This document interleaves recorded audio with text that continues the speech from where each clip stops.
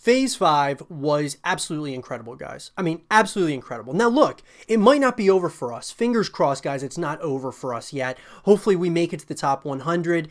I know that there's a ton of other, really large YouTubers and content creators going for Phase 5 that are getting way more views than I've had up to this point. But I still believe, I still have hope that we are good enough. We proved what our passion for this thing, for content creation. We proved it. We uploaded 5+ videos a day, guys, 71 videos in total for the Phase 5 Recruitment Challenge between this channel and my second channel. We won it, man. Like, I wanted this thing so bad. And I've stated this before, guys. If we don't go to the top 100, we don't make it to Phase based on this recruitment challenge. Look, we're going to continue moving forward. We're going to continue the grind, the pursuit here on YouTube. It doesn't, change that.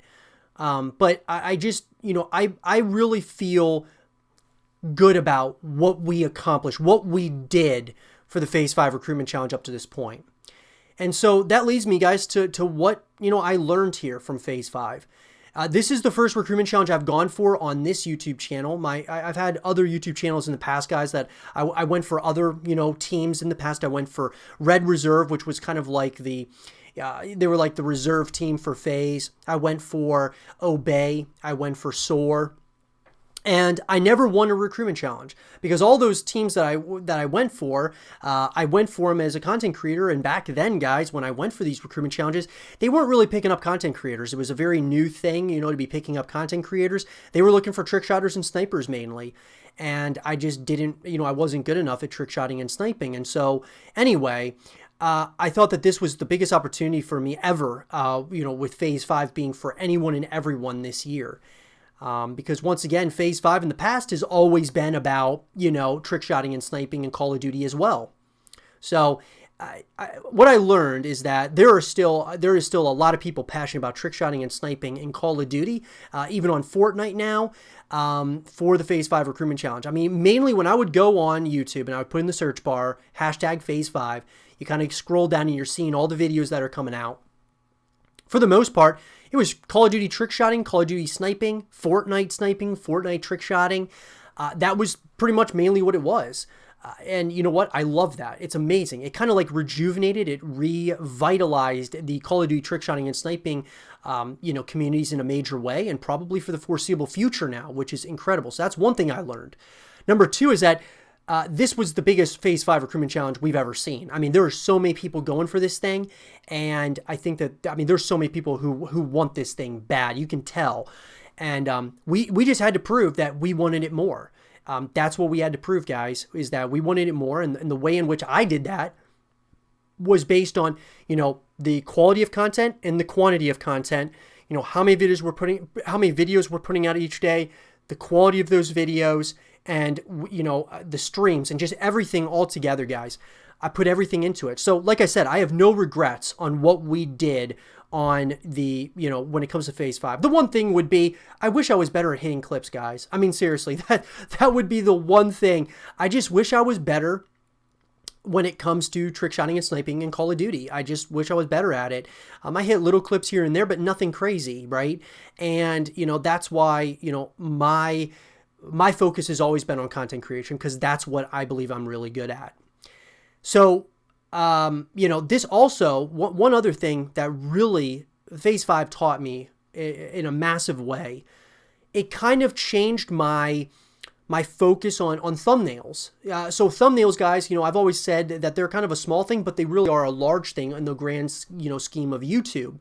And I never really focused much on thumbnails until the Phase 5 Recruitment Challenge. And once the Phase 5 Recruitment Challenge started, that's where I really put a ton of effort and time into the thumbnails. And that's going to be infectious to the point of outside of the Phase 5 Challenge, I'm going to continue doing that with my thumbnails, just consistently trying to get better with my thumbnails.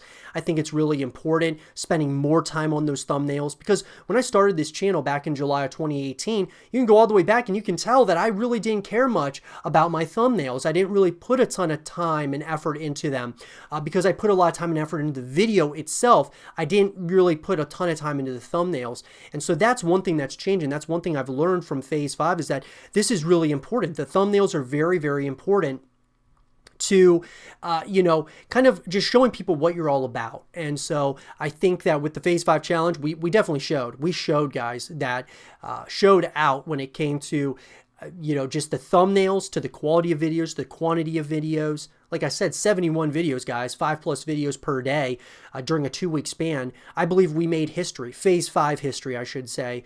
I believe we made Phase 5 history. I don't think anybody else in the history that's gone for Phase 5 in the past or present has ever uploaded that many videos in a 2-week span. And so we did that, though. We did that. And that is why I said I put it all out there. I went all in on Phase 5, guys. And, I got no regrets, man. I mean, the ball is now in Phase's court. They are the ones who are going to be deciding on who goes to the next round, to the top 100. And believe me, there's probably more submissions now than ever before. I mean, I would say that they're going to get tens of thousands of submissions, guys. And, like I said, I'm very happy with our submission, to say the least. So that's another thing that I really learned was, just the importance of thumbnails. So all in all, guys, I am very glad to see the revitalization, the resurgence of trick shotting and sniping in the Call of Duty scene. Because of Phase 5, because they brought this recruitment challenge back. I hope that they bring Phase 5 back once again. And here's the thing. This also taught me that there very well may not be another Phase 5 for a long time after this, because between the last Phase 5 and this one here in 2020, it's been years, guys, absolutely years. We've been hoping and praying for another Phase 5, and they've teased it in the past, and it just never came to fruition, and now we finally got it. And I got to say that, take this as a real blessing. That's why I went all in on this thing, because I am of the thought that maybe, just maybe, there's not going to be another Phase 5 for a long time. And, honestly, guys, this thing has been just incredible. The support from all of you, whether it's on Twitter, on YouTube, wherever it might be, guys, I appreciate it. Even though it's not like, overwhelming, like as far as like, we're getting, hundreds of thousands of views and things of that nature, because we're not that large of a YouTube channel. But I can tell you what, this is, the support I've gotten is absolutely incredible. Thank you for that, guys. You guys can, of course, check out my Phase 5 response on the YouTube channel. I'll put a link in the description down below. You guys can check it out. Like I said, we went all in, man. We put everything into the Phase 5 challenge, and I'm very proud of what we've done, guys. But with that, I would love to hear, who do you guys think is going to be going to the top 100? Who do you think is getting an invitation to the top 100 of the Phase 5 Recruitment Challenge? Let me know in the comment section down below. And for more Phase 5 content and videos, stay here with Zero TV.